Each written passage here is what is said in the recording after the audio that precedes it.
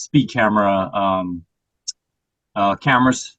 And he was saying that with the first vendor that they had, that they actually had some mobile units. So he was kind of telling me back in the day when they would set up in some of these school units, they would really surprise the pretty much the drivers, some of these speeders, kind of getting to what Charles County does a little bit better than us with moving it a lot more. So I was just hearing about how beneficial that was, and they would surprise a lot of people and get a lot of speeders in areas where they know there wasn't a stationary camera. So I was just thinking, wouldn't that be wonderful with your new vendor when we get that, if they would build that component into the contract, that we could return to some of these mobile units as well. But it's an interesting conversation.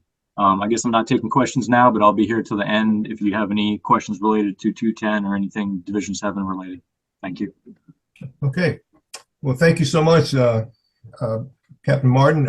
Again, we're going to try to hold off our questions and comment time till after we get all our presenters in. Again, we have a wide berth of presenters, so we want to make sure we have things, categorized. If we can, for those of you who may have can get on the chat and put your questions in, and we'll be going with the chat as well as the hand raising. I'll try to do our best to keep things in sync. But again, thank you, Captain Martin, for that update. And it's good to know that that your officers will be working with the state troopers. I thought we were going to have Captain Brian Smith. I don't see his name here. Captain Smith, are you with us tonight? I don't see him here. Captain Smith is with the Maryland State Troopers. He said he would get on. Maybe he'll get here later tonight. But in any case, it's good to know that you're going to have some joint operations going on here in the near future on Indian Head Highway. That will make a good statement, a good presence, and we'll be looking forward for that. I will go straight to our next presenter, who's been with us for, everyone knows, Peter Campanides, Maryland State Highway Administration representative, who has been with us since our inception, going on 7 years now. And Peter always has been the one who's helped us in terms of everything, the highway improvement programs that we have had. Peter's been behind it. So Peter, we give the platform, the mic over to you, and so that you can let us know what you have in terms of a report of the last 30 days of activity from your perspective for our audience. Peter?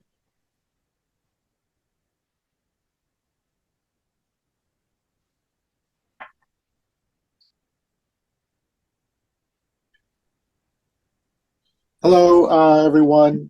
Sorry about that. I'm hit the wrong button. Right when you were introducing me, I hit leave instead of unmute. So, good evening, everyone. The only thing I have to report, and I think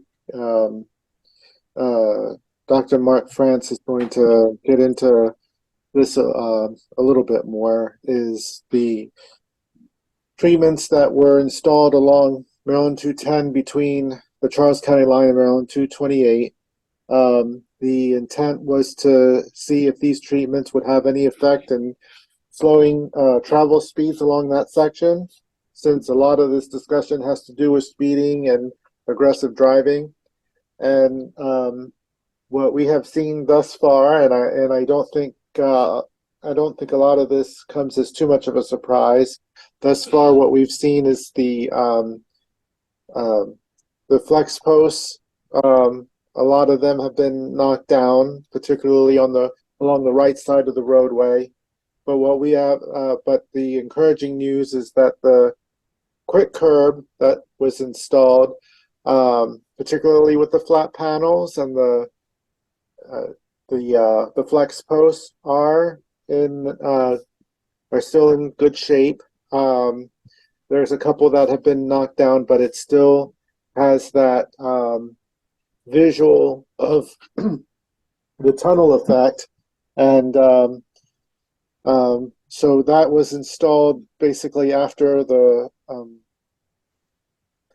after the second little snowstorm that came through in mid to late January. And so we're we're going to get into the watch mode and see what happens with the devices, and we'll keep tabs on it. But essentially,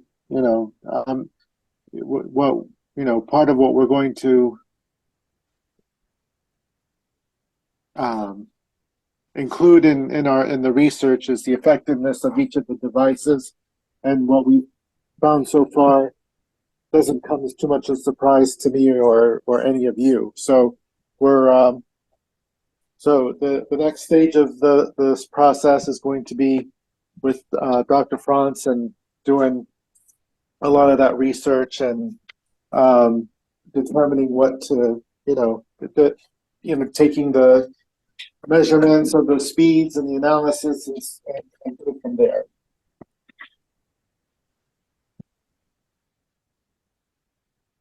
That's all I have. Okay.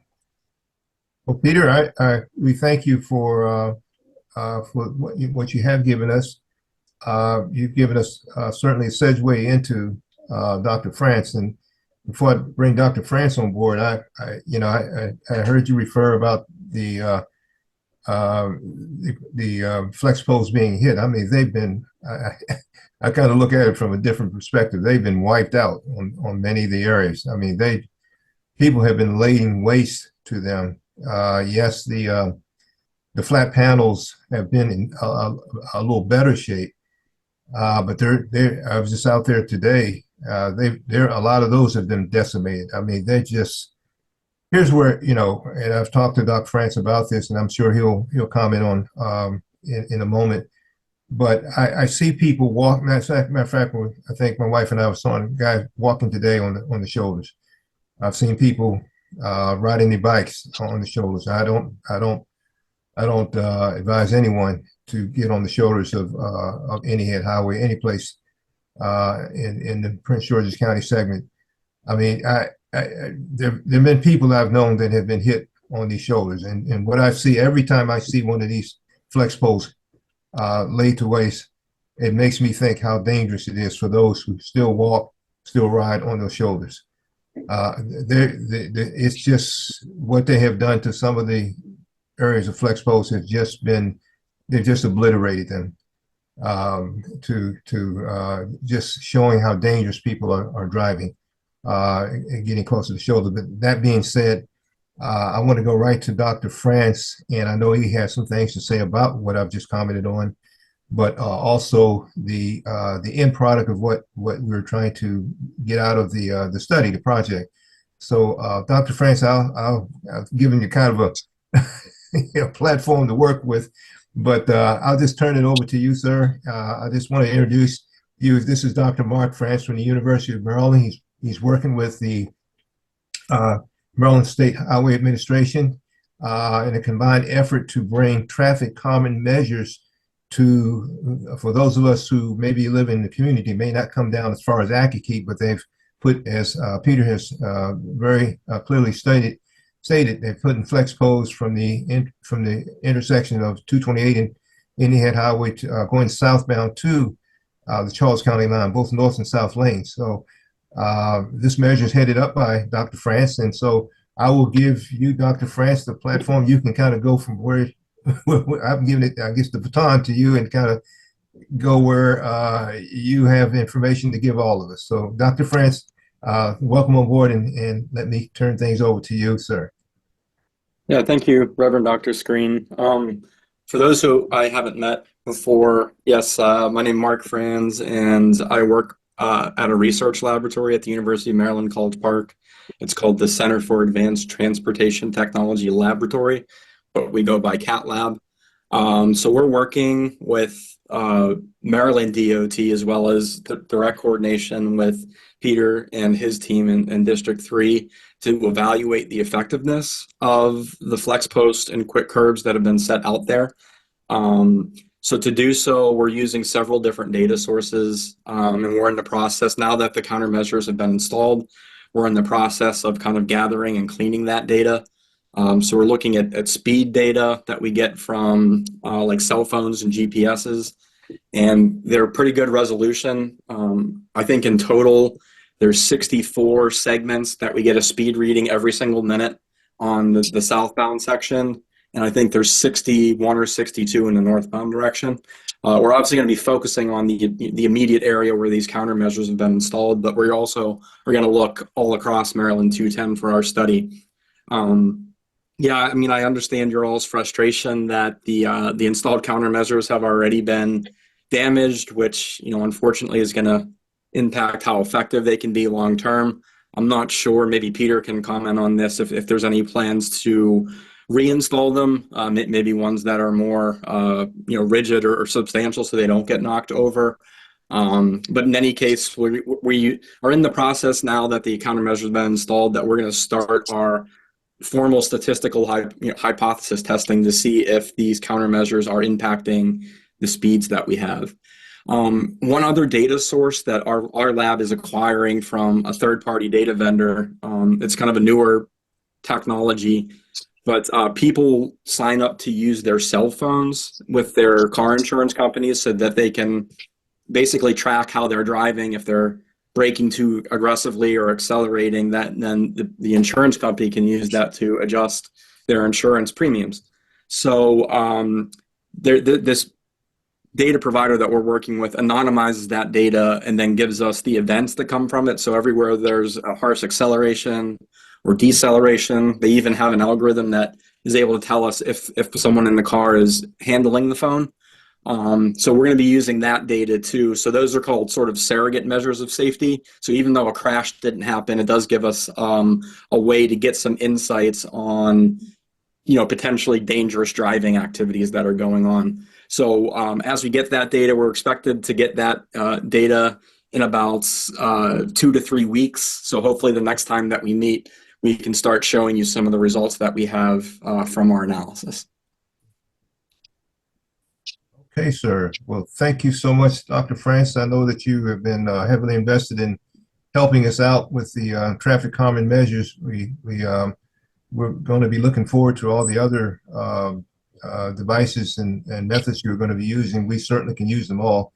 I guess it's just kind of frustrating looking at what we've seen thus far with the way the public has kind of gone at the FlexPost at this point in time. But it is what it is. But it's a visual presentation of what we're all living with when we see the FlexPost and how things have been how they've been damaged and how many of them have been damaged. But we thank you so much for thinking of us and putting these measures in. And we're going to be looking forward for, I guess, next month for the other updated information that you have for us. Thank you, sir. Thank you. I want to now turn things to a different direction for a moment before we bring into our next presenters, who I think everyone would like to hear in regard to our speed cameras. But for all of us probably know who have been following us that we have current legislation in the General Assembly as we speak regarding the fine structure of the speed camera fines that will hopefully be passed this year. This will be our third attempt for the same bill. This current bill is HB 974. It's in the House, will be going to the House Environment and Transportation Committee shortly, where it will be voted on and hopefully passed on to the Senate segment of the legislature. But in order to get that done, the passage that is, we have reached out to get as much support as we can from you, our public, in terms of those who would like to, in this forthcoming hearing, which it will be later this month, February the 29th in the General Assembly. It's slated to start at 1 o'clock, and you can sign up and register for those of you who would like to write a letter, for those of you who would like to do a Zoom presentation, for those of you who would like to go to the actual General Assembly in Annapolis and do a visible oral presentation. We have a bus. Unfortunately, it's only a 25-seater, but we're We have the capacity to go to the next level, which is, I think, is a 55-seater, depending on how many of you would like to be a part of the bus travel to Annapolis on, again, February 29th.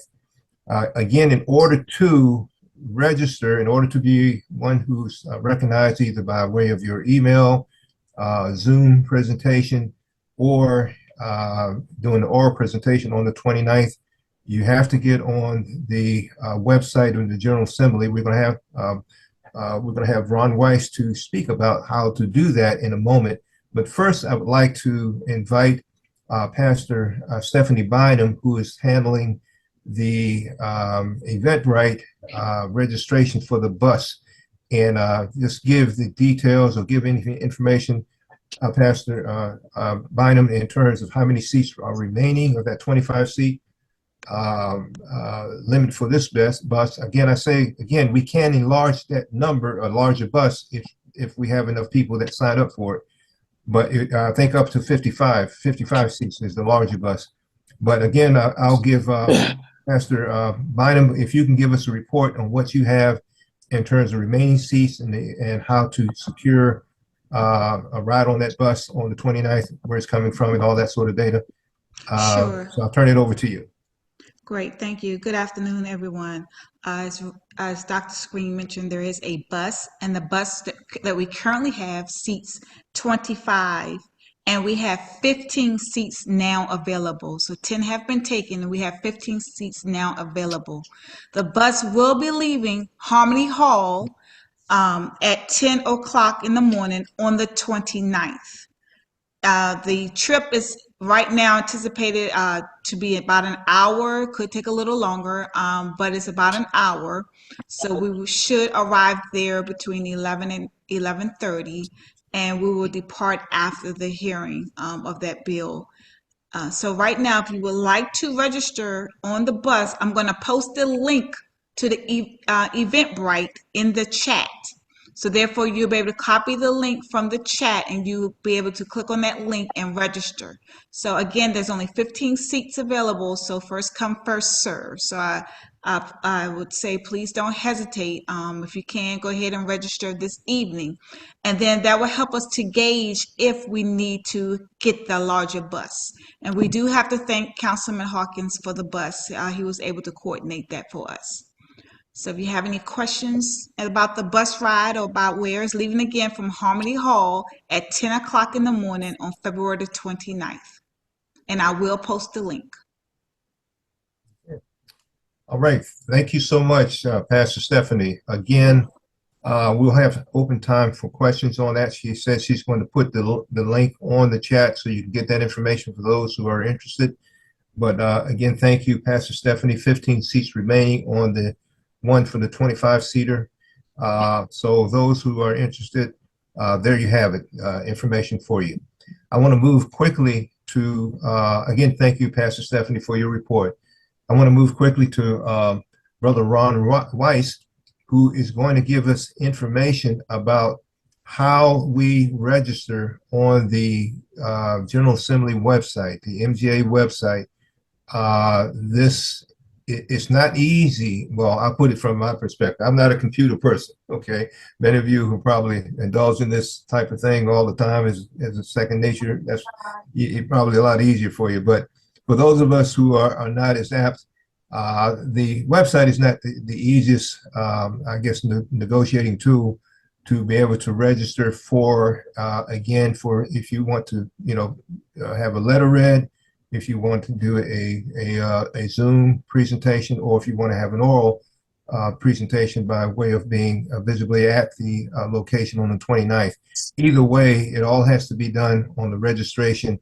And here's the thing, it's only a one-day opportunity to register for the 29th. It will be on the 27th of this month. You can only do that one day between the hours of 8 and 6 p.m. So I'm going to turn it over to Ron, who's going to give us information about how you do it, when he's going to be able to instruct us in several days, and when he's going to be able to teach us in tutorial fashion for those of us who need the help to be able to do either one of the three options I've given. to get us, get our letters read, or Zoom recognized, or our presence at the oral presentation at the General Assembly. So, Ron, I'll turn it over to you. You can inform us what you have for us and how you will be working with that. So, Ron Weiss, I'll give it to you now. All right, can you hear me? Yes. Okay, great. Good evening, everyone. I'm going to go over these procedures in more detail on 3 occasions. Tomorrow morning at 11 a.m., Friday the 23rd at 7 p.m., and again, finally on Monday the 26th at 7 p.m. So I'm just going to give you a quick overview of this. But basically, to testify either in writing or orally, you have to have a MyMGA account. And you get that account by going to the Maryland General Assembly homepage. And their website is a little bit awkward to tell you, but if you search for Maryland General Assembly, you should get to it. But basically, it's mgaleg.maryland.gov. And that'll bring up their website. In the upper right-hand corner, there's a button called My MGA. And if you click that link and you register to get a My MGA tracking account, and that involves filling out information with your name, your address, and email address. And so once you complete filling out that form and you submit it, you then have a tracking account. You go back into My MGA and you sign in, and you bring up your tracking account. On the Tuesday before the 27th, February 27th, you have a short window, a window of time between 8 a.m. and 6 p.m. to register.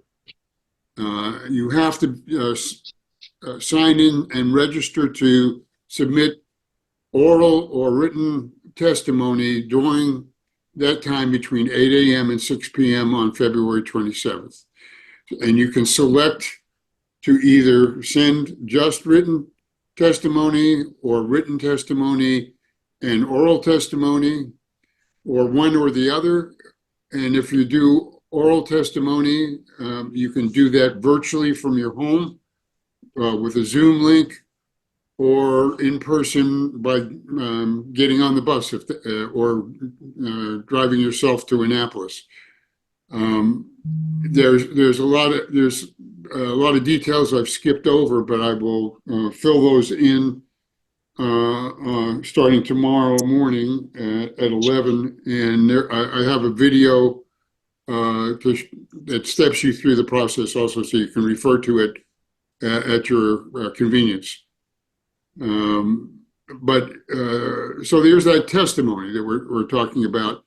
Other than that, I have on emails, you should have gotten instructions on how to submit emails to the legislators that you can do at any time. The sooner the better.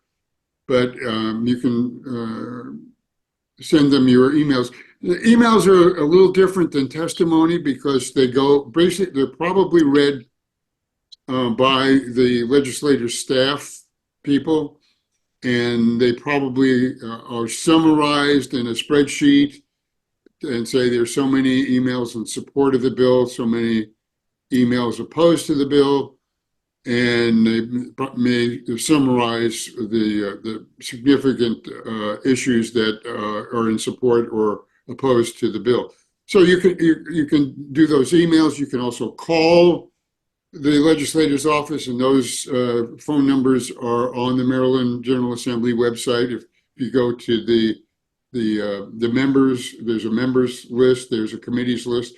We're talking about the House Environment and Transportation Committee, So you can go on the website and look up the House Environment and Transportation Committee and get a list of the members, the 23 members of the House Environment and Transportation Committee. I've gotten their their names and their email lists in a file that you can use to make that a little bit easier for you. But we can talk about that again on these 3 occasions where I have more time to go through the details. That's Okay. all I have right now. Okay, well, Ron, we want to thank you, and I want to say to the audience that we need your help. We need your emails to the committee members on the E&T, the Environment and Transportation Committee, to let them know how you feel. We need your emails. We need your testimonies. We need your written testimonials. We really need you right now. This is the time to get this bill passed. They will listen to the populace. If we have enough populace to give them, fill their ears with your sentiments. So Ron is going to be, I'm going to give the time that you're going to be available. Ron is going to be available tomorrow at 11 o'clock, if I'm correct, Ron. Tomorrow, 11 o'clock, the 20th. He will be available on Friday at 7 p.m. And also he'll be available on Monday, the 26th at 7 p.m. Now, Monday night at 7 p.m. Will be the day before you have to go into the registration on that Tuesday between 8 and 6. So some of you, maybe, you can remember it better if you do it, just before the time you have to do it, but whatever time you select. You will be able to, I think, are we using this website, this Zoom platform, Ron, for them to reach you? I believe so. That's up to Reverend Turner. Yeah. I believe this Zoom platform to reach you. So let me give you the dates and times again. It will be, Ron will basically be doing a tutorial. He's going to teach. He's going to show you how to do it, how to. And by the way, we do have an email letter that we've composed that you can actually sign if that is your choice, or you can basically develop your own email if you like. This is the one that would go to the legislators themselves, and so Ron can fill you in on that again at the time that he's presenting himself before using himself as a tutor to teach us how to get these instruments to the legislation. Again, it will be tomorrow at 11 o'clock. It'll be Friday at 7 p.m. and it will be Monday the 26th at 7 p.m. Those 3 days that Ron will be available using this same Zoom contact platform to get in touch with him and to take advantage of his tutorial. So Ron, we want to thank you again for availing yourself to this end, because we do need your help, public, on this line to get things done. Again, we'll open up for questions and answers shortly. I want to move quickly from this point because I think here, I think our next guest will be one which we will, I think all of us will have interest in. For those of us who do not know, we have a new speed camera contractor now. We have moved from, I think it was January the 18th, was the day of signing. Now we have Genoptic. Genoptic, we've moved from Conduit to Genoptic, and they will be bringing in the new state-of-the-art cameras, speed cameras. And I'm telling you, these cameras are something else. From what I have, the information I have gotten, they are going to be a quantum leap forward in terms of their capabilities, in terms of, I believe they will bring forth a sea change of difference in terms of their capabilities. But I'm not going to take away from their thunder. We have two representatives from Genoptic. We have Miss Katie Nash and also Mr. Dorian Grumbaugh. Please forgive me if I mispronounced it. but they're going to give us their presentation about our new cameras that'll be forthcoming. They're not here. I mean, well, they'll tell you all the ins and outs of what's involved with them, but we're going to give the platform over to them and let them tell all of us about what we can look forward to on our new camera contractors and what they will bring to Indian Head Highway in terms of this new technological leapfrogging type of scenario that I think we're going to all experience here on Indian Head Highway. So Ms. Nash, Mr. Dorian, I'll turn it over to you. Yes, good evening. I will start. I will introduce myself. My name is Katie Nash, and I will be probably the person that you see most often, both on these calls and in the community. I am in Maryland, and I'm ecstatic at the organization of this committee. In my previous and current life, I'm very active in my community, and I will tell you that the organization that you all have here and the way that you are advocating in Annapolis is just extraordinary. And I actually knew about your organization before we before we won the contract, because I would see Mr. Weiss and his activity in Annapolis. And so this time of year, I am very active in Annapolis. We'll get to that in a little bit, but I just want to compliment you all in what an asset that you have here for your advocacy. I know that your advocacy is born out of the tragedies that you have seen in your community, and I think it's always good to remember that, and certainly remember why we're here. But I do just want to give that feedback that it's phenomenal to see what you've done. So as Reverend Dr. Screen mentioned, we are the new vendor. We're just getting going here. We're just getting started. We're ecstatic to be here. With me tonight is Dorian Grubal. He is the Vice President of Sales for the Americas. So I say the entire country, but he has a little bit more than just the United States. But you'll see him around too. He's here frequently. But as we mentioned, we just are coming on board. We're happy to take any questions when it's appropriate about the technology. But I will say that we had a significant period of time of tech demonstration, specifically on 210.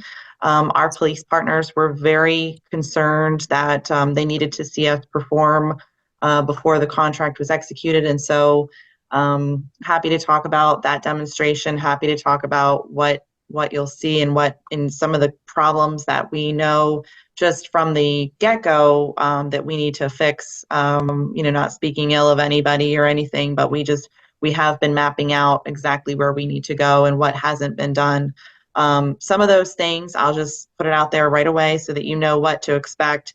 Some of those things are that the previous vendor was not mapping anything over 89 miles per hour.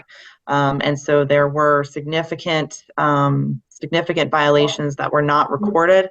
And that is something that is, I think, just something that I wanted to put out there immediately so that everyone knew that was any kind of stats that we've been looking at.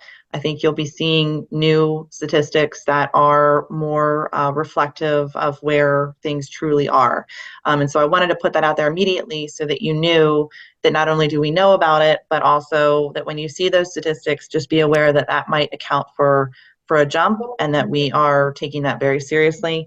The other thing that we needed to demonstrate when before we were awarded the contract was the data analysis. One of the things that our police partners, and I'm thrilled that there's so much engagement here this evening with the police. They were the ones that told us about this group and advocated for us to be here. Not that Reverend Dr. Screen and Mr. Weiss wouldn't have gotten there too, but they were certainly very adamant that we be partners. One of the things that we were made aware of early on was that the data analysis was just simply not coming from the previous vendor. And so I think we're just getting started, and we're just scratching just the surface of what can and should be provided to the community. but I wanted to mark that it's February 2024, and I wanted to make sure that you heard from us that certainly that ability to map the data and know where we are is something that we at Genoptic are very passionate that belongs to the community. So it's going to take us a little bit while to get everything transitioned over. I don't, take a couple of months. That's very standard in terms of moving, the court process and making sure that we do everything legally and in a transparent process. But just know that that data feedback that the community should expect, we have an eye on that, and we know that's important, and that it's just part of who we are. One of the things that we are very proud of is that we have software engineers who are part of our team, and so any amount of reporting that we need to edit, change, modify, that's something that we can do with a little bit of time. It takes our I'm not a computer person either, Reverend Dr. Screen. But it takes them a little bit of time to do that programming. But certainly, this is all, in the age of information.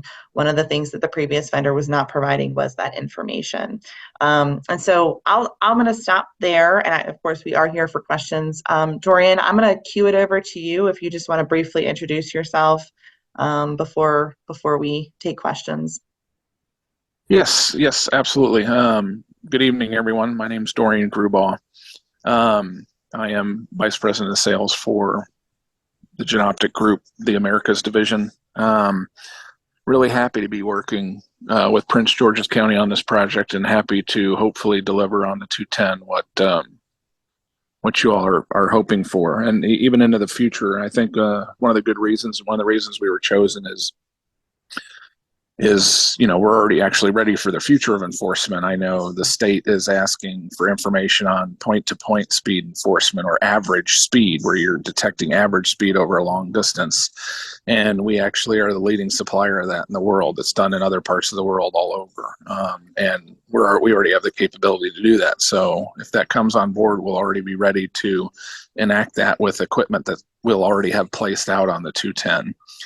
Obviously, our equipment, the 89 miles per hour I heard Katie speaking of, that we've heard the county bring up over and over, is not an option it's not a problem for us. Our Vector SR cameras, which will be on there, are rated from the factory at guaranteed catching speeds up to 188 miles an hour. And that's even rated off plate grabs, because on board our technology is also built in license plate reader technology, which will be on all those cameras. And we're able to get license plate captures up to 188 miles per hour, which is the highest rated speed in the industry.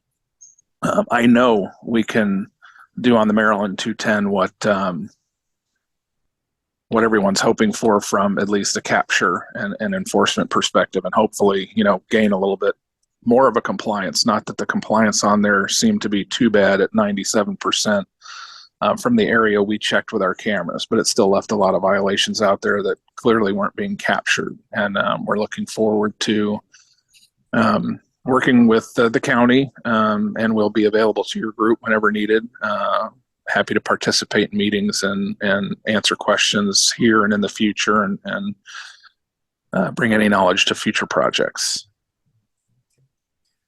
Well, Dorian and Katie, I want to thank you both for introducing yourselves and giving us some insights. I just want to prime the pump a little bit, as they say, in some of the things that I've discussed with Captain Jason Smith, who's working hand in hand with you from Prince George's County Police Department AED office. And this is some of the things I just want to acquaint our viewers with.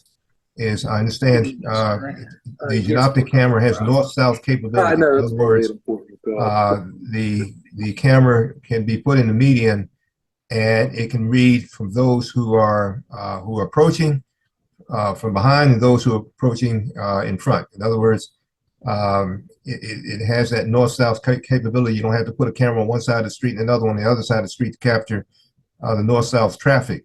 That's going to be a big gain, because a lot of people would slow down when they get to the cameras and then speed up once they have passed through the the point of where the camera is. And so that north-south capability in and of itself will bring a huge difference in how people are going to have to, govern their speech and govern themselves around the cameras. One of the things I would like for you to Dorian or Katie to comment on is the range of the camera. In other words, from the point of where the camera physically is located. And I know, as Captain Smith has said, he was going to look into this, but he didn't get back to me. So I'm assuming he didn't get a chance to talk to you guys. The range would be more or less influenced by the climate, whether it's raining, snowing, clear day, what have you. But can you give us an idea how far the range is from the time of being able to really cite the license plate with the clarity as you need to bring that to I guess that's where it all kind of lands. How far out can you identify that license plate at high speed? Dorian, Katie, would you have that information?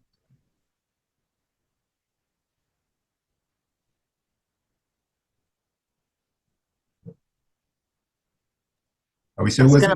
I was gonna let Dorian take that because he is the expert, but so the question has been how regarding the range and I think I'm the sorry, question Katie. I'm multitasking now. Can you repeat the question? I'll answer it. just asking, it's okay, just asking about the range of the cameras, the concern about being able to enforce both sides of 210. Is that right? Because it cut out for a minute there. I want to make sure.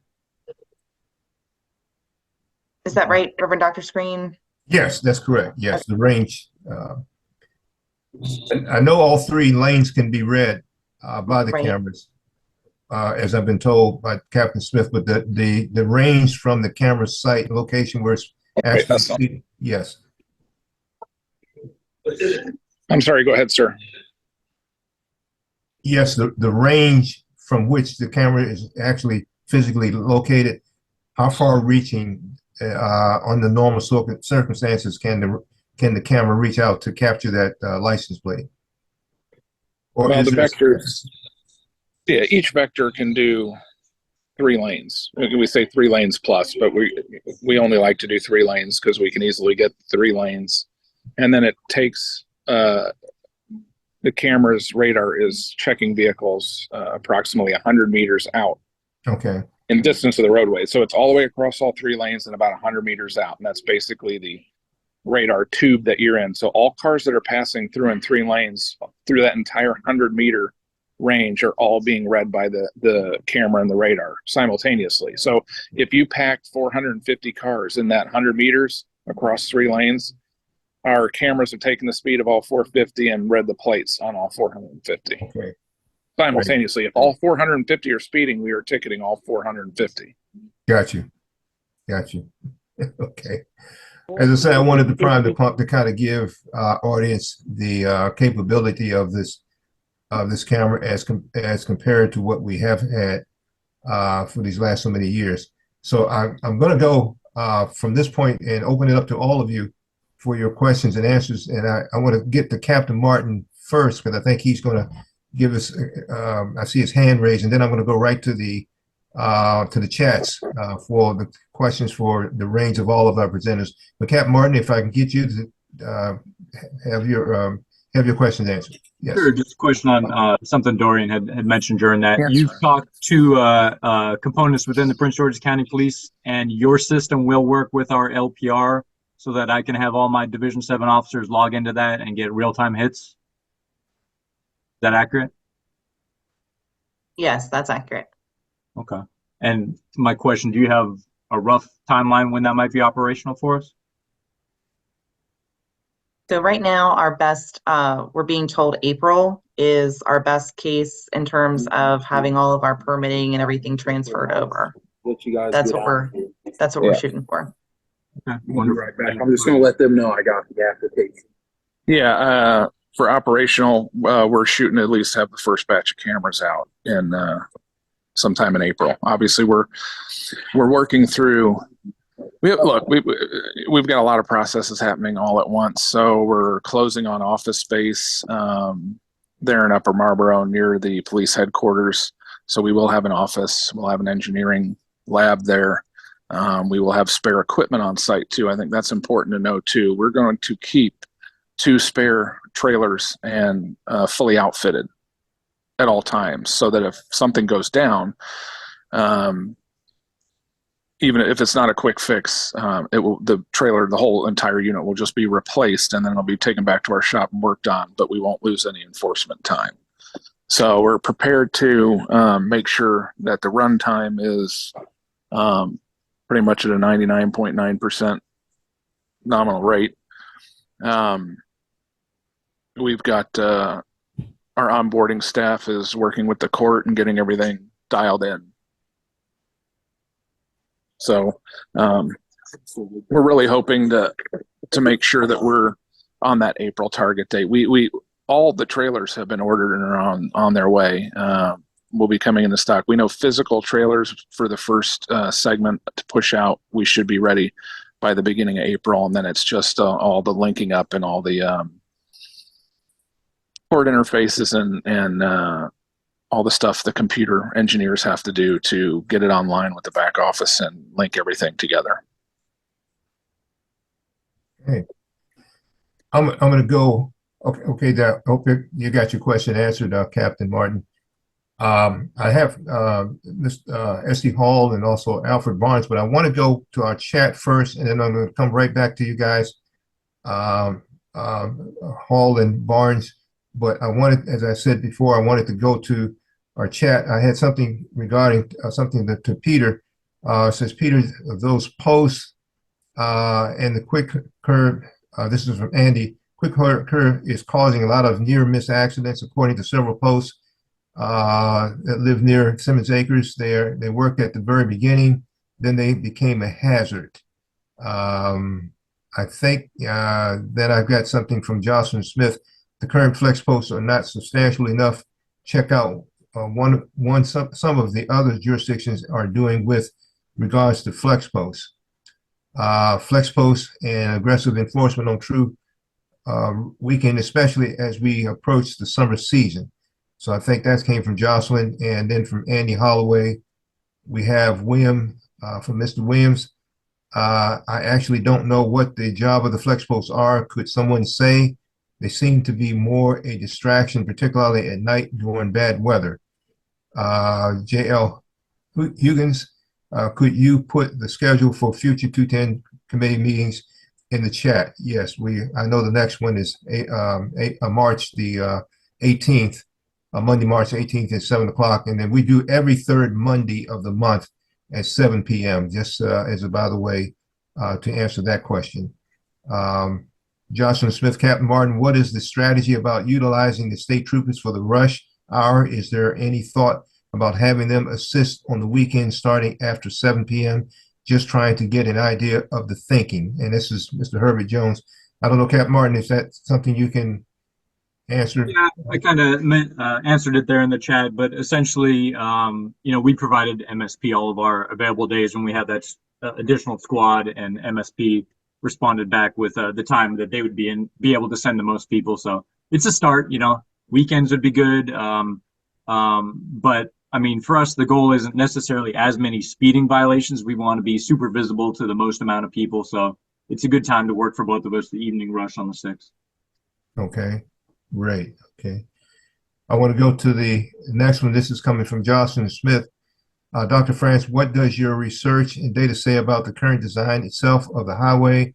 The countermeasure have been used in other jurisdictions with similar elements.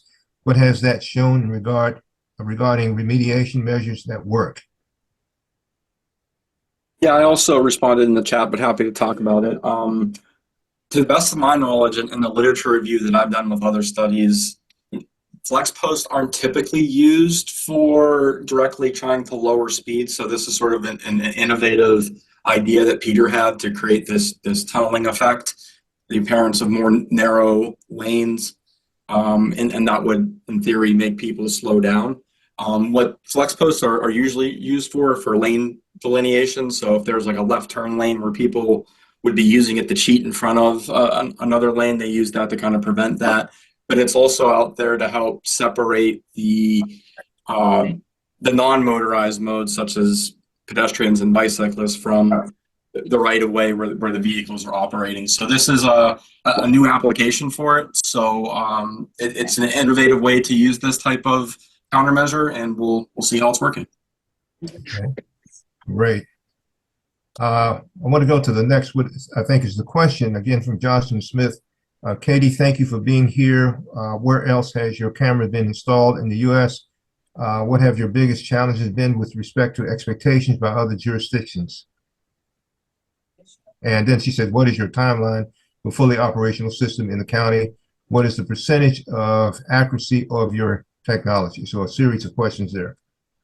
Sure. And Dorian, jump in. But so if you've ever heard of the company Vera Mobility, historically, Genoptic has been around for a very, very long time. Always happy to talk about our history. It's actually pretty cool. We started off a very long time ago doing like the first cameras that ever were made. But another time, another night to talk about that. But if you've ever heard of the term or the company Vera Mobility, they have several in Maryland and elsewhere. We have historically been a provider, a supplier of Vera Mobility. And the decision was made roughly about 18 months ago. I might have that wrong, Dorian. Time kind of goes quickly, but I think it's about 18 months ago. Basically to stop supplying a company, we felt, just that we were able to provide better services, better technology, just sort of going out and being our own direct service provider. And so that's why, in some ways, Genoptic is a new space, a new company in the space in terms of providing those speed cameras directly. But if you've ever heard of Vera Mobility, or you Google Vera, VERRA Mobility, our cameras are all over Maryland right now. And so I think that was the question regarding rollout. And of course, we've been rolling out all over the country. So right now we're currently rolling out in different jurisdictions. But like I said, I'm focused. I'm the Maryland person, so I can only speak to Maryland. But Prince George's County was really our focus. We knew that, especially with our technology, and I'll be very candid, the 210 highway, knowing and sort of seeing the constant challenges. We knew that this was an opportunity for a new technology. And when we started to have the conversation with the police department, they were incredibly interested in trying new things. So Dorian mentioned the point-to-point. You're going to hear a lot more about point-to-point. And it was interesting to hear the gentleman from University of Maryland, the CAT Lab, talking about cell phone data like that. There are a lot of really interesting and cool things happening. And we've noticed that just other vendors have not been as quick to embrace some of this new technology that our folks were. And that's part of the reason why we went out.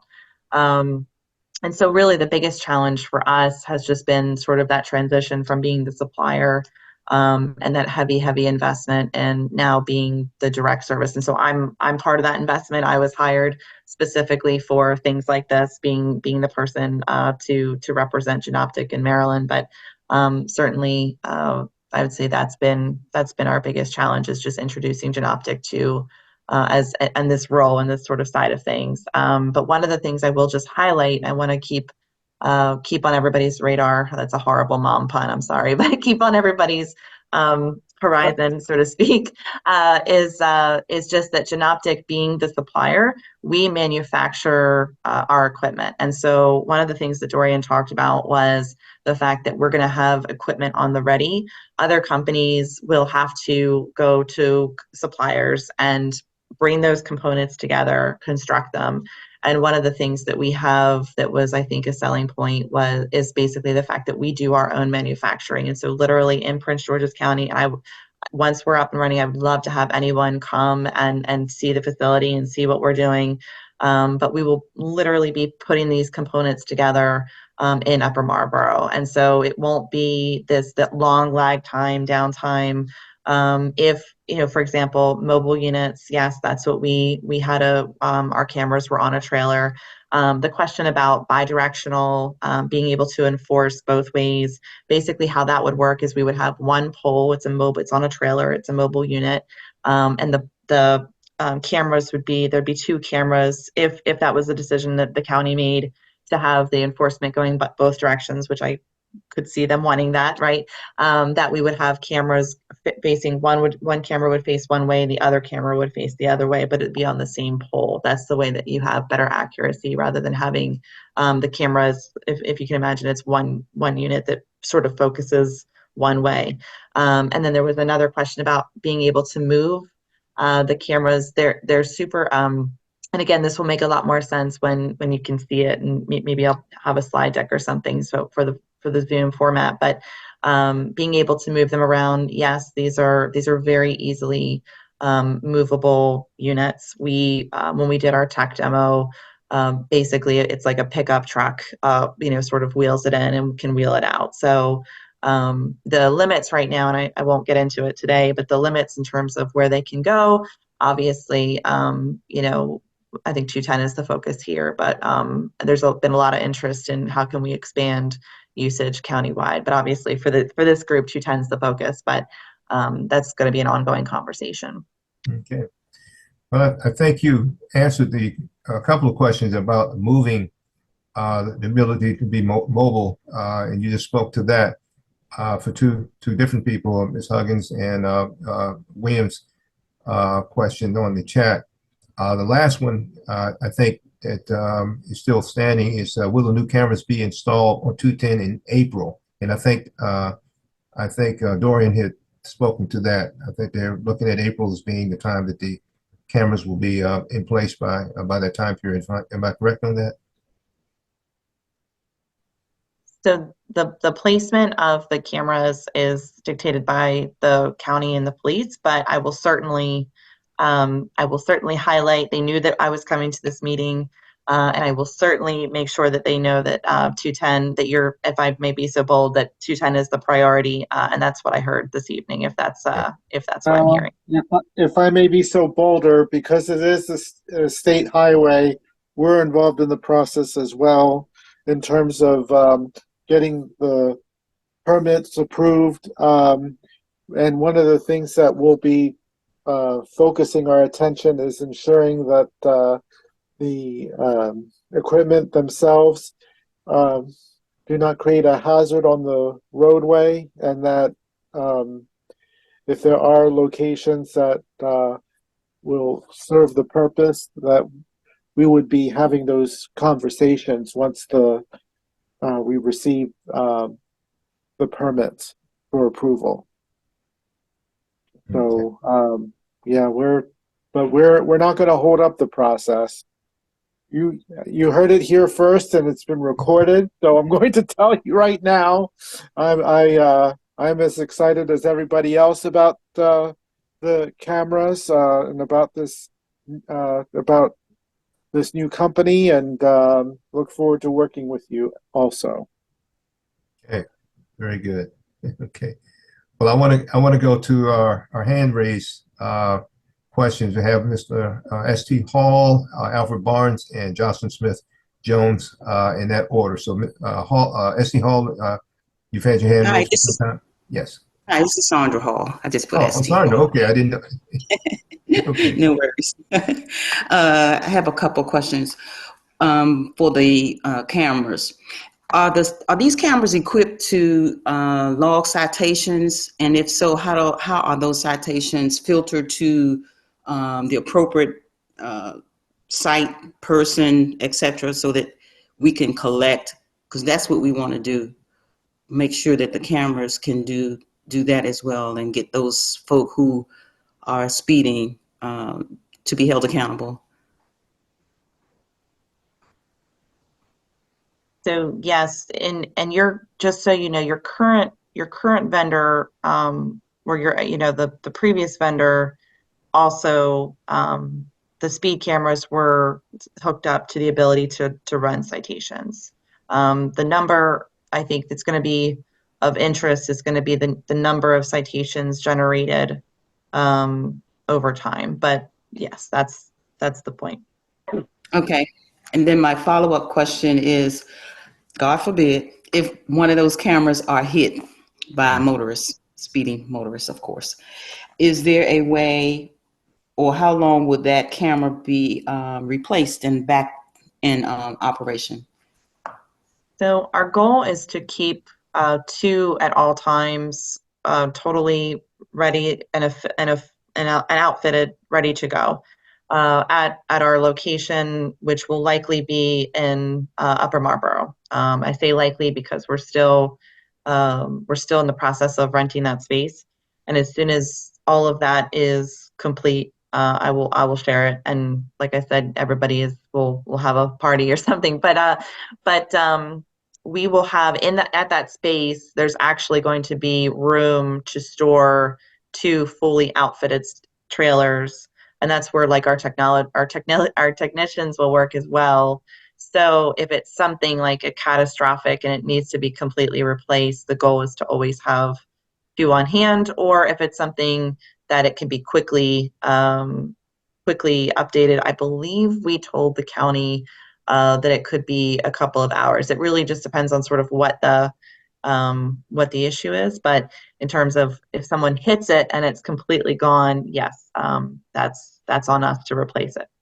Okay, and then finally, you mentioned a tour. I would be interested in doing that. Should one be coordinated? Thank you. Absolutely. Yep. Okay, great. Thank you. Great questions. I have Mr. Alfred Barnes, excuse me, Alfred Barnes, and then Jocelyn Smith Jones. Good evening. First off, thank you all for the presentation. It sounds like the technology of these cameras are leaps and bounds over what we used to have. So that's just phenomenal. I cannot wait for the installation.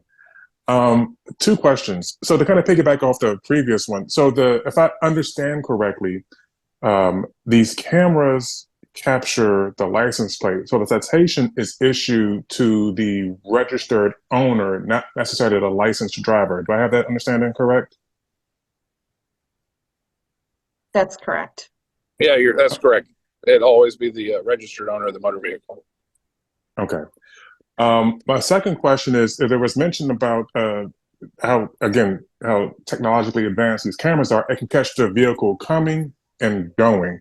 So if a vehicle is approaching, and let's say there's no front license plate, or it's obstructed, I guess, how does the camera know to catch that same vehicle going away?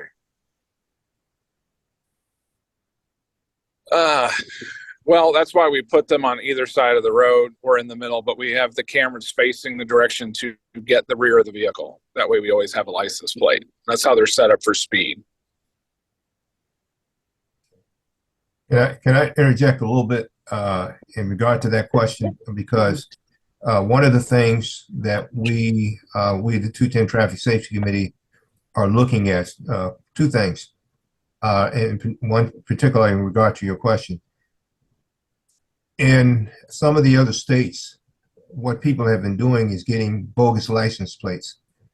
They've been stealing other people's license plates, or they'll get some kind of temporary tag that's not really an official one. And they've cost many jurisdictions millions of dollars. And I think New York City, I think Ron Weiss can probably tell a story on this, because he's captured a lot of the, I guess, the comments and data from other states that have had this problem. And I know it's going to happen. I mean, it's already here. Matter of fact, I had a conversation with Captain Jason Smith about this very thing. As soon as these cameras begin to start really citing people, people are going to start having bogus tags. You know, as I say, it's already being done. So we're going to be working towards legislation, towards, as other states have done. When they catch these people, they've got to, the car's gone. The driver's going to have to be dealing with some criminality issues in the penal system, and in a very, hopefully, distasteful way to be a deterrent. So in other words, people are trying, you know, in other words, they know what they're doing, and they're gaming the system based upon putting these false tags on their vehicle. So we want to, it won't happen on this particular legislation, but we do want to coordinate with those states and jurisdictions that have had this problem, and to address it in like kindness what it really what it deserves. So I don't know if that answers your question, but it is a problem in other places where people have been getting citations. Now they try to beat it by stealing someone else's tag or coming up with a bogus tag and that sort of thing. Katie, I don't know if you had any comments towards that, or Dorian. Yeah, I do. I mean, yes, it is a problem. It's going around the country. Depending on the fake plates, there's, to combat that, obviously there's no way a camera's going to read a fake plate and know, who, obviously it's fake for a reason. I will alleviate some things here, when they try to use those plate covers or tinted covers or try to cover it with that, our cameras don't have a problem with that. We can actually remove, basically the tint and still the camera can still see through the tint and actually get the plate. Which was something we were working on, because we can even do that with our distracted driver cameras we're using in Australia now. When we're looking through the windshield to see if you're holding a phone, even if you have some tint over the windshield, we can see through that to see the phone. But as far as you have a fake plate, we do have investigative tools that we offer that can be used and may be used by some agencies with similar problems going around the country with wireless signal detection. So even if you have a fake plate, we might be able, we do have the ability to pick up signals either from the tire sensors or from the Wi-Fi that may be on board the car, even if it's not activated, or the signals emanating from cell phones or devices in there that we could that law enforcement can use to identify possible leads to get to who has that actual car, no matter what the plate is. Yes. I thank you for that. As I told our audience, these cameras have capabilities that are mind-boggling, and I think we're going to put them to use on Indiana Highway. Herbie Jones, I think you've had your hand up for a long time. Yes. Good evening, everyone, and I too are so happy that you guys are here, going to be part of our landscape. I'm also hoping that implementation of these new cameras will slow down a major speeder on our 210 committee, Ron Weiss. So I'm happy that you guys are here. I had two quick questions. In terms of how you measure the performance and how you monitor the performance, are the cameras calibrated every 90 days? How do you determine the performance of each camera to making sure it's operating at its highest efficiency? Well, here's the law enforcement definition. I should have said this beginning too. Before I came into this industry 12 years ago, I was a law enforcement officer for 20 years. And when you say calibrated radars are calibrated either every year or every 2 years. It's usually required every 2, but that's where an independent lab is checking the calibration. They're calibrated when they come in a certain, but they check. It's called a calibration check. They check. They have internal self checks every day, a few times a day. But more than that, our cameras. The best way I can explain it is the pulse or the heartbeat of the camera is monitored at all times. Therefore, for example, if any one of a lot of system checks as well as the calibration of the radar go wrong when they're checking it throughout the day, the camera itself will take itself out of service and actually send an alert to a technician saying that the camera has sensed an issue. Okay. 99% of those issues can be handled within 30 minutes remotely from a technician. Doesn't even need to go out to the site. But we're monitoring whether that camera is up or down at all times. And, one of the things that we'll be able to give to the county that they were never able to get before, which I think they're going to like, is we'll be able to give them, they'll be able to get reports on up and down time for cameras by location. So all 66 locations that they'll have to start, they'll be able to tell when exactly they were running or when they were down. Our downtime is very minimal. Thank you. Was that the extent of your questions, Herb? Okay. I'd like to also just add in Katie Nash had mentioned the point-to-point aspect, and I'm not sure if all of our audience is familiar with that. These cameras, and well, I tell you what, let me turn it over to both Katie and Dorian. Maybe can you explain that to our audience, the point-to-point capability of the camera, what that would bring to Indiana Highway, how that would look in terms of the mechanics of that? And yes, absolutely. Well, point to point, or as we call it, average speed is looking to take the average speed. So it's not one point and, you know, you slow down for that point, you speed up. And it's actually more fair, you know, even to the driver necessarily, because, you know, even if they went to pass a vehicle along a stretch and so they sped up a bit, but then they slowed back down, their average speed is considered over a section of roadway. So all along the 210 there, we would place cameras at the start and then at every ingress and egress point. So every place you can turn off and on.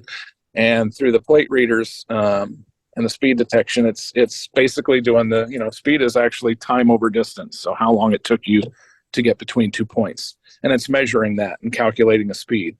And it's doing that all along that route so that at any point your average speed along those sections was above, you know, it was 12 miles an hour or more above the speed limit. It'll have the plate and it will issue the registered owner a ticket. And it doesn't matter if they switch lanes or whatnot, it's monitored by plate. So each car is monitored specifically by their license plate. Okay. So I'm hoping the audience can understand because many of us on this line are used to seeing people slow down at the camera site and location, speed up, you know, like a jackrabbit after they pass the range of the camera. And so, in other words, this point to point would be able to weed out that type of driver who calls themselves, I guess, gaming the system, so to speak, and the limitations of the camera. It would give us, as you say, the average speed over the distance. And for those who are I guess, used to driving in those surges, they would get an infraction when they're over that 12-mile-per-hour limit. Correct. It would be monitoring the entire stretch of roadway, the whole thing. So if their speed in between 2 points was at 12 miles an hour or over, basically on average throughout that section, they would be cited. Yes, yes. And, you know, they would have to keep their average below. They'd have to average below the 12 miles an hour throughout their entire section, or else it's going to give them a ticket. Yes. And I'd like to just, you know, if you can visualize this, and I'm speaking to the audience, this is where we've had our issues, problems, because people we know in the gaps between the cameras, people are doing their speeding to the point where, you know, where all the danger is. And so, you know, this has to be won by legislation. We don't have, even though the cameras have the capability, we don't have that, you know, ability to, you know, put that in place at this point in time. This is one of the things we're very strongly looking at as a committee, 210 Traffic Safety Committee, hopefully to be able to bring this into play. So you'll be hearing more about that. I don't know if Doreen and Katie have anything to say about legislation aspect of this and what it would need to take to get it. But I can tell you this, if we were to have that. Now, also, let me just say this. All of us probably know that we have 3 additional cameras that we have not been placed in force in addition to the 3 cameras we do have, the ones that you do see. We're actually supposed to have 6 cameras out here on Indian Highway. They were not put in place because they were, you know, obviously the past contractor was, in other words, it just was not going to work out. So with the new contractors, you will be seeing 6 cameras, which is what we have one this year. From the legislation, you'll have 6 cameras.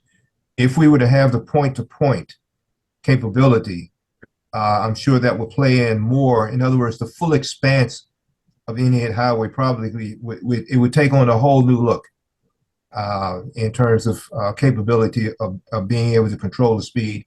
The speeders who've been getting away with things, gaming the system because of the limitation of the cameras and not having enough cameras, all of that into place. So it can change things overnight for us, really. Yes, we would be required to put in more installations there, but we're very capable of doing that. We do over 100-mile stretch of roadway in Scotland with this point-to-point. So we're capable of doing hundreds of miles of roadway. Well, we only have 14 miles. So that would be very simple for us then. Yes. So any other questions in terms of any of the things that Dr. Francis had to leave? But any of our other presenters need any questions from our audience?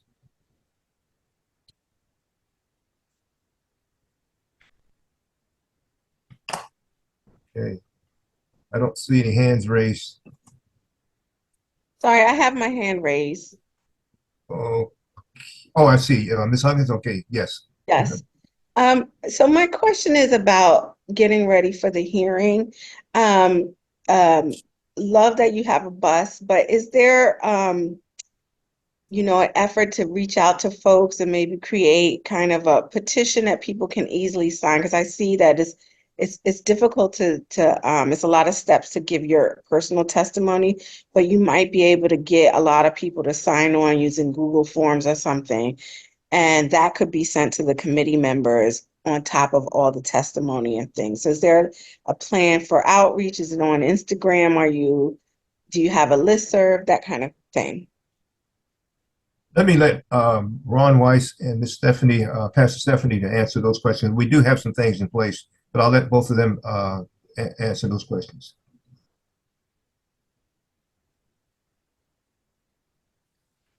Ron? So Okay, so the quick answer is we don't have a petition form online at the moment. We did a year ago or more. We had a petition that we asked people to send in and say we had a form, basically a form letter saying I do not accept the kind of fatality numbers we're getting on 210, and we had a list of things that people didn't accept and had people send in, and we did it by community, and we had 11 communities up and down 210 that represented over 5,000 households that sent in those letters saying that they didn't accept the current situation on 210. I do not have a petition online. We might be able to do that, but time is short, and we'll have to talk together to see if we can put one out there. But it can be done, sure. We could do a change.org kind of petition. Yeah, and it could be just that they support this bill. It doesn't have to be a long, you know, code. I agree, but I think individual testimony or emails from individuals with their own ideas embedded in it are a lot stronger than just people checking off and saying, yeah, I did, you know, I agree, whatever. You know, it's just, that doesn't. No, I totally get it, but there's some people that are just too busy to focus but support it. So like it could be tiered. All of those, it's not one or the other. I think everything could be. Right, I understand. I agree. I understand. Yes, and we'll try and support that. We'll see. Things are really, we're really busy, but we'll try and do that. At least I'll try. Well, I'm gonna message you my email, and I'm happy to help out any way I can. Great. Thank you very much. We do have a constructed email for the legislators, and I was wondering if Ron, if we have that on the line, or Pastor Stephanie, if you could speak to that one. I'm sorry. Say that again. You remember the boilerplate that we put together for the email for the legislators? Yes, it's in. I'll put in the chat the link to the folder that has that email in it, and you're welcome to use that. Yeah. Okay. So, Ms. Huggins, are you clear with that? We do have a constructed letter or email letter that you can sign on. I mean, if you know, for the purposes of not having to construct one yourself. That's what Ron is speaking towards. Yeah, and that's the tiny URL thing That's- that you posted, Ron? That's correct. That's correct. That has the list of email addresses and a sample letter that people can use. Great. Okay. I think Ms. Holmes, you had your hand up. Yes, I just had a quick question. Thank you so much for the presentation. I too am so excited for this to get started on 210 to decrease our issue with traffic fatalities. My question for the representatives is, you talked about catching all the, the license plates for cars and vehicles. Does this also include motorcycles? Because we have an issue with that also, particularly on 210 with motorcyclists, registered or unregistered or wherever they get the tax from, going up and down 210, going to one point, turning back around and going down. And I know it's an issue for the county police to pull them over, because then it becomes like a safety issue. So will this new system also get their tax? Does some of them have tax? Yes, we can read motorcycle tags. Great. I think I heard you say that you have capability of 188 miles per hour, and I think Correct. our higher speed has been 175, so that's within your capability range.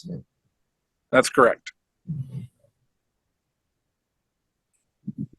That would be Yep, that is correct. And I've even been part of a test when we were responding to an RFP in Virginia, where we had to go out on the test track, and they were testing our camera live that day there was about 30 different vehicles going by, and 4 of them were motorcycles. And we only missed them every once in a while when the motorcycle was really trying to hug a big giant water truck. But it was rare. We were even picking up, they had to get so dangerously close that I don't think it would be a road condition, but we are able to pick up the motorcycle plates. Of course, if they try to hide it too much, it's not going to be 100%, but we like to say that we're in it's about 98.9% capture rate to 99.5% capture rate, just depending. Sometimes you have factors of sunrise, sunset with light bouncing off of them, things that might get in the way. But even when plates one great thing about our license plate capture is when it's going through the LPR system, which has artificial intelligence on board and has been utilized so long that even if the plates are worn or partially obstructed, the system can usually, in that high 90th percentile rate, still read and understand what those letters and numbers are. That's great. That's great to know, because I know there's a lot of those who would, they're going to be trying to game the system as much as they can. And in terms In a of, future meeting, we'll be happy to show you some examples and things like that I can pull up. I'm just not in that.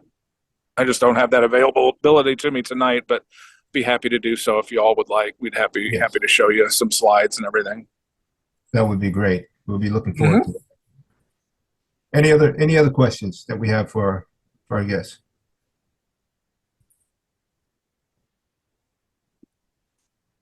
Okay, I think I've scanned the audience. I don't see any questions. I think, listen, we've had a very productive meeting, and as far as I'm concerned, and I hope for you as well. Again, our thing that we have on our near calendar for importance, again, is getting as much participation as we can from you in terms of your emails, your letters, or your phone calls to the legislation. We're in the lane now that we are either make or break to get this new, hopefully, bill passed, which would help us a great deal. And with the cameras combined with what this legislation would do, we could see a sea change this year in terms of the behavior patterns of driving out here. But it's in our hands. It's up to us how much we want to push. Now, I'm not going to say, here again, this is our 3rd year trying to get this legislation passed. we have some people who are entrenched in opposition. And so we want to make sure this time, with your help, with your participation, with your letters, your emails, your calls, that we can push this over the goal line and to the finish on our behalf this time. So let's give it our best. Again, we're offering seats for those who want to ride with us on the bus. Ron will avail himself for those who want to go on the website to participate from that venue. You can always call. There are 23 legislators on the E&T committee, Environment and Transportation Committee. Ron has that information for all of them. So we need your help. We need your push. We need your calls. We need your participation. Let's get it done this time. Let's get it done. Let's change things for the better for Indian Head Highway, when it changes from a highway of death to a livable highway, a highway where we can all feel comfortable and safe in civil actions and behavior patterns. So I want to thank all of you for being a part of this, I think, very enlightening, very, powerful presentations of what can be and what will be. We would just want the better of what we can make possible for the best we can make possible with the legislation complementing the new cameras. We can see a sea change in behavior on this highway. So I want to say the next meeting we have will be March the 18th at the same hour at 7 o'clock. Same contact information. So unless there's anything else that any of us have to comment on, I'll say good night and thank all of you for participating. God bless you, and please be safe. Hopefully the next month when we come together, we'll have some good news for us in the month of March and forthcoming. So just reading the last comments. Okay, thanks. Seem to be some thank yous. So we want to thank those who have thought to thank us on the chats. And so again, I'll say God bless to each of you. Good night and be safe. And we hope to see you in the month of March. Amen. Amen. Amen. Amen. Amen. Amen. Good night. Amen. Good night, everyone. Be safe. Hi, Good night. thank you. Good night, everybody. Good night, everybody. Bye-bye.